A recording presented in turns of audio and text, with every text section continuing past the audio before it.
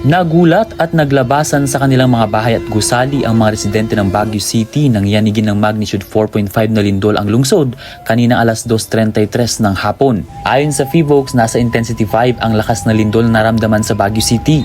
Ang epicenter ng lindol ay natukoy sa bahagi ng Tuba Benguet na may lalim na 10 kilometro. Sa Regional Trial Court sa Baguio City, agad na nagsilabasan ang mga empleyado at mga individual na may mga transaksyon sa loob ng gusali bilang pagtalima sa mga itinakdang earthquake safety protocol. Nung biglang lindol niya, lumabas kaming lahat dun sa loob. Tapos naglinya kami dito sa labas. Kaya sobrang ang galing ng Baguio.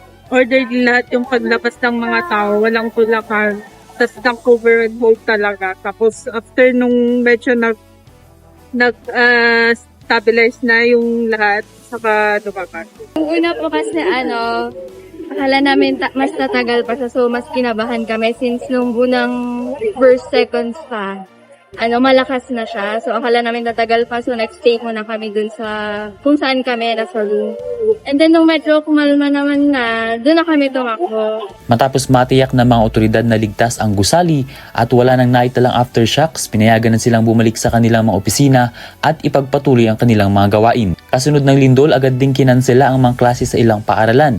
Sa Gibraltar Elementary School, mabilis na inilikas ang mga mag-aaral patungo sa itinalagang evacuation area upang matiyak ang kanilang kaligtasan habang isinasagawa ang pagsusuri sa mga gusali. Samantala, pinabalik na rin sa trabaho ang mga empleyado at mga bisita sa Baguio City Hall matapos ideklarang ligtas ang gusali ni City Disaster Risk Reduction and Management Officer Engineer Charles Brian Carame. Ayon sa kanya, tumagal ng humigit kumulang 14 na segundo ang pagyanig na naramdaman sa lungsod. Naitala ang instrumental intensity 5 sa Baguio City at Benguet, intensity 4 sa Aringay La Union, intensity 3 sa Sison Pangasinan, intensity 2 sa Urdaneta Pangasinan, at intensity 1 sa Quiapo at Lingayen Pangasinan. Sa ngayon wala pang naiulat na malaking pinsala o nasawi kaugnay ng pagyanig.